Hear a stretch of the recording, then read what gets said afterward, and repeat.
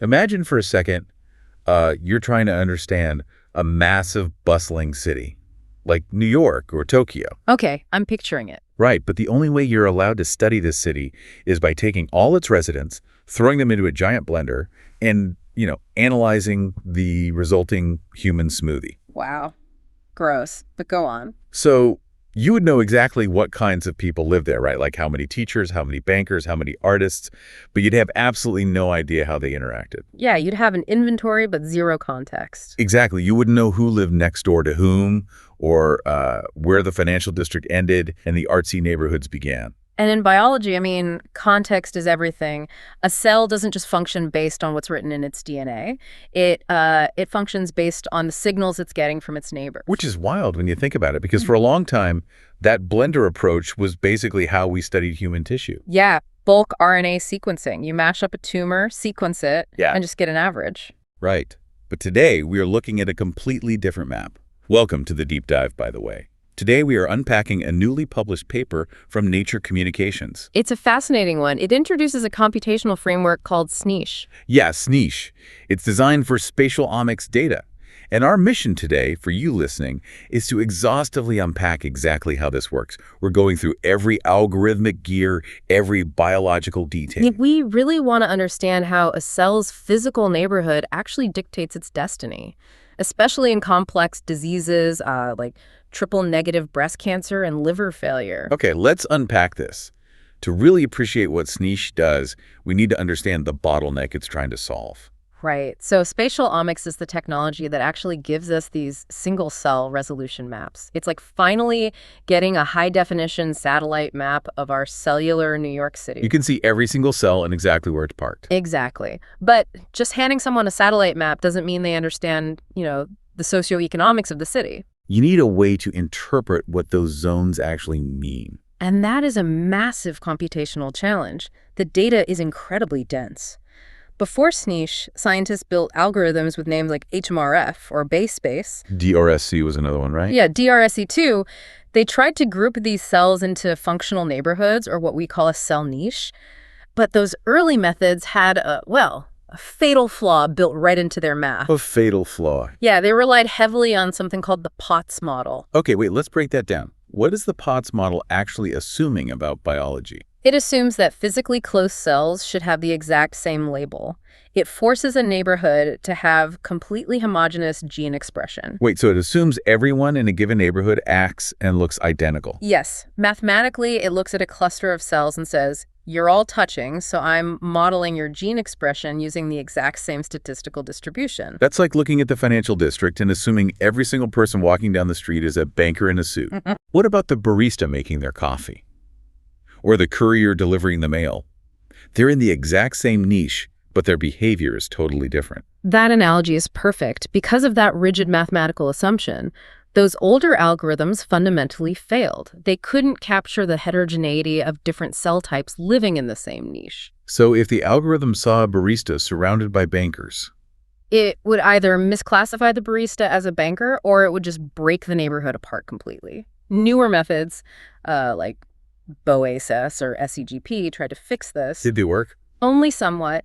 They used hierarchical modeling, but they still relied on fixed, inflexible combinations of features. They couldn't dynamically adapt to the messy reality of biology. Okay, let's do a quick recap here for you guys listening. Bullet 1, cells live in neighborhoods or niches. Bullet 2, spatial omics is the tech that maps them out. And bullet 3, old algorithms failed because they assumed those neighborhoods were just way too homogeneous. Right, so here's a question for you to think about. Think about your own neighborhood. How much does your behavior change based on who moves in next door to you? It's a great question, and it's exactly where scNiche steps in. Because those older models were too rigid, scNiche takes a multi-view approach. Multi-view. So it's not just taking one snapshot. No, it looks at the cell from 3 distinct mathematical perspectives simultaneously. Okay, let's get under the hood of this engine. I want a visual for this. If we aren't using the blender anymore, let's use Google Maps. I like that. Imagine wearing 3 different pairs of glasses at the same time to look at a crowd.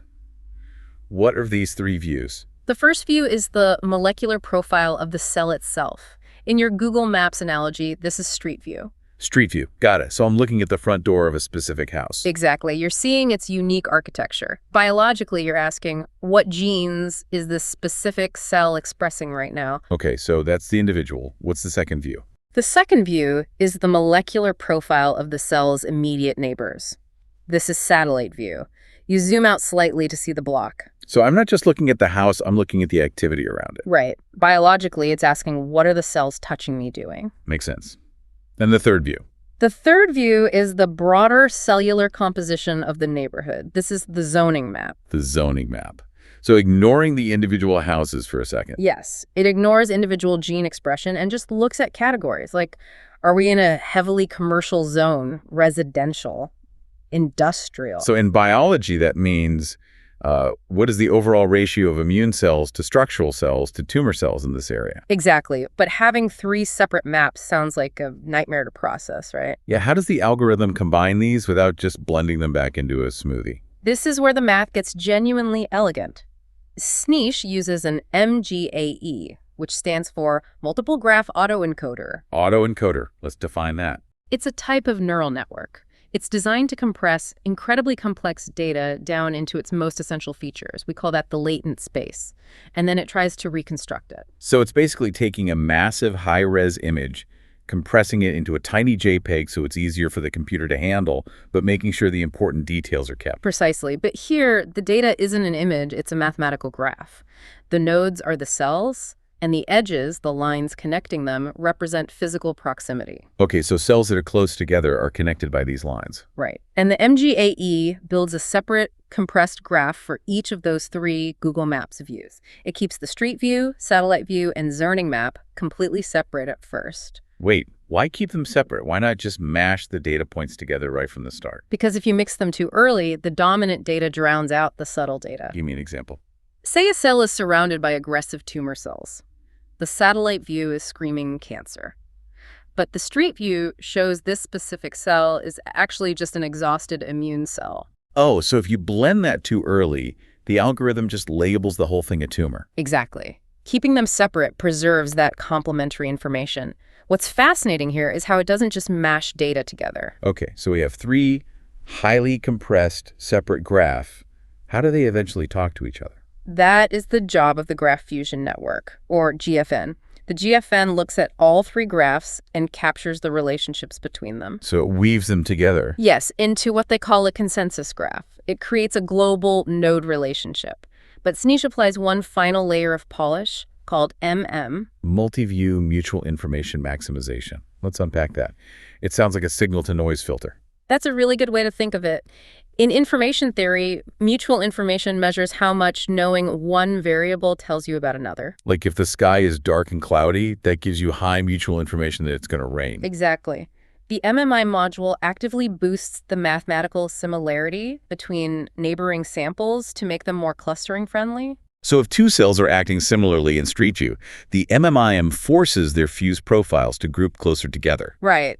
It tightens the grouping so the algorithm doesn't get confused by random biological noise. That is brilliant. But I have a logistical question. These spatial omics maps have millions of cells. If we were building 3 complex graphs for every single cell, wouldn't a computer's memory just explode? It absolutely would. A consensus graph for 3 million cells requires calculating trillions of edges. You can't hold that in standard RAM. So how did they fix that? scNiche uses a subgraph-based batch training strategy. Instead of loading the whole tissue map at once, it breaks it into small, non-overlapping geographic blocks. Like looking at one zip code at a time. Exactly. It trains on these smaller batches, learns the patterns, and stitches the understanding back together. That's how they benchmarked it on a massive mouse brain dataset with over 3 million cells. Okay, time for another quick recap. Bullet 1, scNiche uses 3 distinct views. Bullet 2, the MGAE and GFN fuse these views without losing detail. Bullet 3, MMM refines the clustering, filtering the noise. And bullet 4, batch training makes it highly scalable so it doesn't crash your computer. Love it. So, a question for you listening. If you had to predict a cell's behavior, which view do you think is most important? Who the cell is, what the neighbors are doing, or who the neighbors are? That's the million-dollar question. And the framework is so flexible, if you wanted to add a 4th view, like tissue stiffness, you could just plug it right in. Okay, algorithms and math are fascinating, but they're abstract until we apply them to real life. Let's look at the first clinical case study from the paper. Yes, they aimed scNiche at a notoriously aggressive cancer, triple-negative breast cancer, or TNBC. They used a dataset generated by microenvironments, right? A spatial proteomics technology. Right. Proteomics means instead of looking at RNA, we are looking at the actual proteins the cells are manufacturing. They mapped out over 173,205 cells across multiple patients. And TNBC generally has different archetypical subtypes based on how the tumor and immune system interact. Exactly. Like the mixed subtype where immune cells successfully infiltrate the tumor. And the compartmentalized subtype where the tumor builds a wall and immune cells are stuck outside. Correct. So when scNiche analyzed this tissue, it identified 13 distinct functional niches. 7 were tumor-enriched and 6 were immune-enriched. Okay, here's where it gets really interesting. Let's talk about what we're calling the macrophage mystery. Yes, this was a massive breakthrough. It happened when the algorithm zeroed in on the immune niches. Let me set this up for the listener. A macrophage is basically the immune system's heavy infantry and garbage disposal combined, right? That's right. It patrols, eats cellular debris, and swallows pathogens. So if scNiche found multiple niches packed with macrophages, aren't they all just doing their job? See, that's what a bulk RNA blender approach would tell you. It would say, hey, high macrophage presence here. But scNiche revealed that genetically identical macrophages were behaving completely differently based on their zip code. It highlighted niche 6 and niche 12 specifically. Both were packed with macrophages. So what was the difference? Geography. Niche 6 was located right at the tumor-immune border, the physical front line of the war. Okay. The macrophages in niche 6 had completely changed their phenotype. They weren't eating the tumor. They were acting as myeloid-derived suppressor cells. Suppressor cells. Wait. Yeah. They upregulated specific proteins like CD11B, CD11C, IDO, and most notably PD-L1. Oh, wow. PD-L1, I know that one. That's a checkpoint protein. It's the chemical signal tumors use to tell the immune system's T cells to power down. Exactly. So you're saying the macrophages at the border were actually protecting the tumor? Worse than protecting it. The local tumor microenvironment essentially brainwashed them into becoming bodyguards.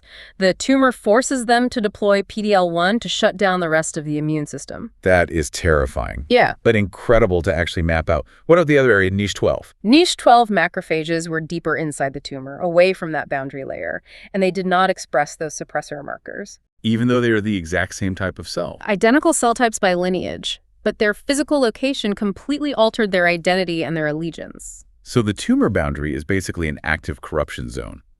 Did scNiche see this kind of metamorphosis happening to the tumor cells themselves? Absolutely. The tumor cells reacted just as dynamically to their neighbors. scNiche found niche 9, where tumor cells were heavily infiltrated by immune cells. So they're under constant attack. How did they adapt? They upregulated proteins called HLA class 1 and HLA-DR. Wait, HLA molecules are for antigen presentation, right?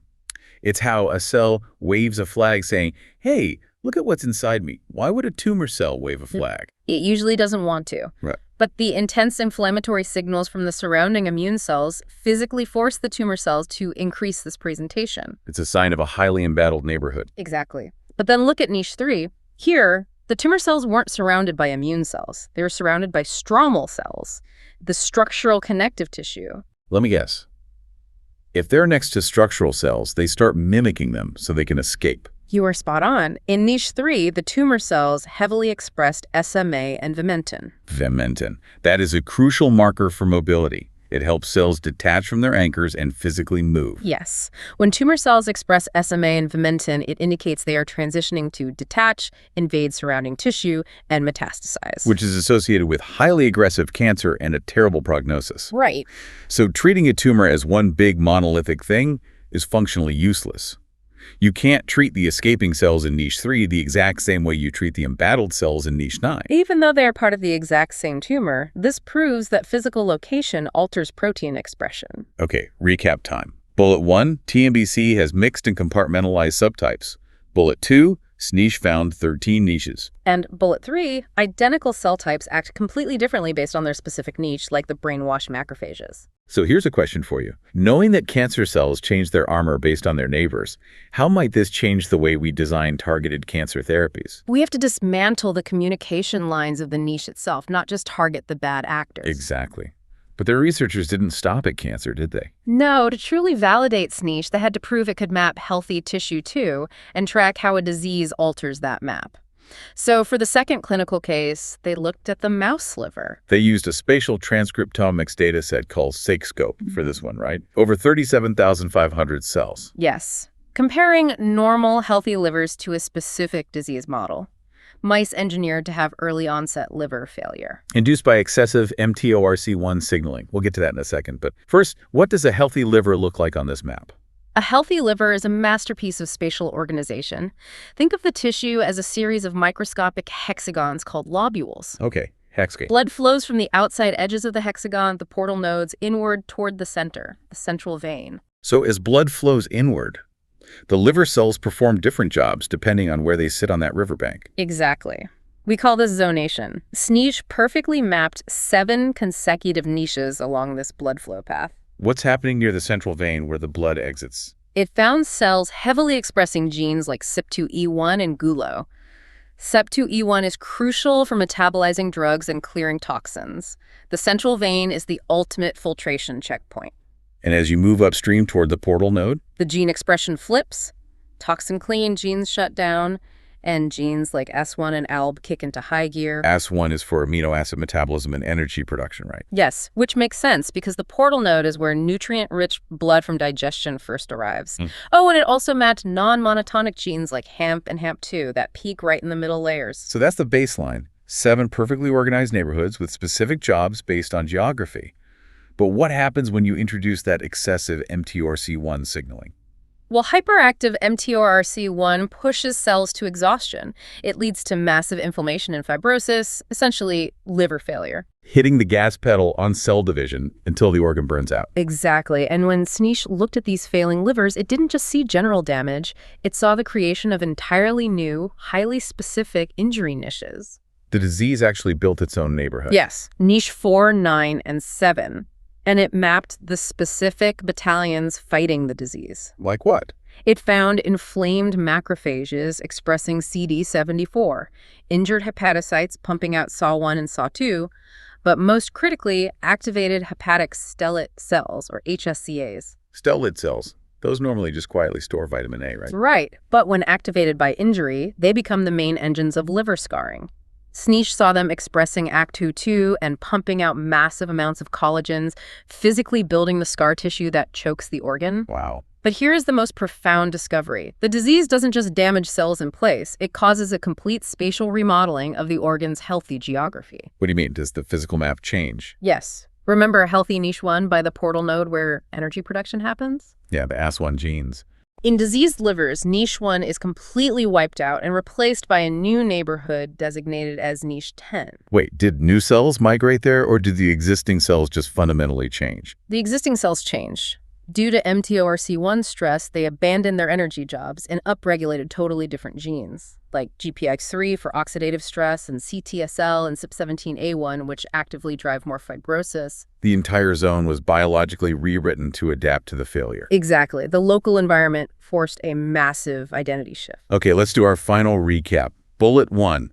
Healthy livers have strict geographical zones from the central vein to the portal node. Bullet 2, liver failure creates highly specific injury niches. In bullet 3, disease causes actual spatial remodeling of healthy zones. Yep. So a final question for the listener on this section. If diseases spread through organs via specific geographic injury niches, could we theoretically build drugs that only activate in those specific microenvironments?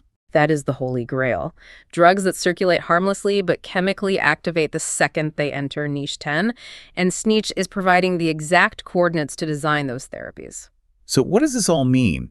Synthesizing all of this, scNiche isn't just taking a static snapshot. It's tracking the precise geographical battle lines of a disease. We've officially moved past the blender. We aren't just taking an inventory anymore. We are understanding the architecture of the city. The street view, the satellite view, the zoning map, all fused together. It's incredible. It forces a critical paradigm shift. Yeah. We have to view human biology not as a list of ingredients, but as a highly structured, interactive ecosystem. Location, location, location. Yeah. And that leaves me with one final kind of lingering thought for you to mull over. We've just spent this entire deep dive discovering that our cellular biology is deeply dependent on its local neighborhood. Right. The exact same macrophage will either eat a tumor or become its bodyguard, purely based on where it lives. A liver cell will produce energy or build scar tissue based on its physical zip code. It's all about the environment. Exactly. So if our fundamental biological building blocks are this deeply influenced by their microenvironments, what does that tell us about human behavior? Oh, that's a deep question. Right? Think about the macro environments you choose to live in, the cities you inhabit, the social circles you engage with, the workplaces you spend your time in. Are we, as complex humans, just mimicking ourselves on a larger scale? Does the neighborhood make the individual? Exactly. Does the neighborhood make the individual? Something to think about. Keep exploring the micro world around you and inside you. We'll see you on the next deep dive.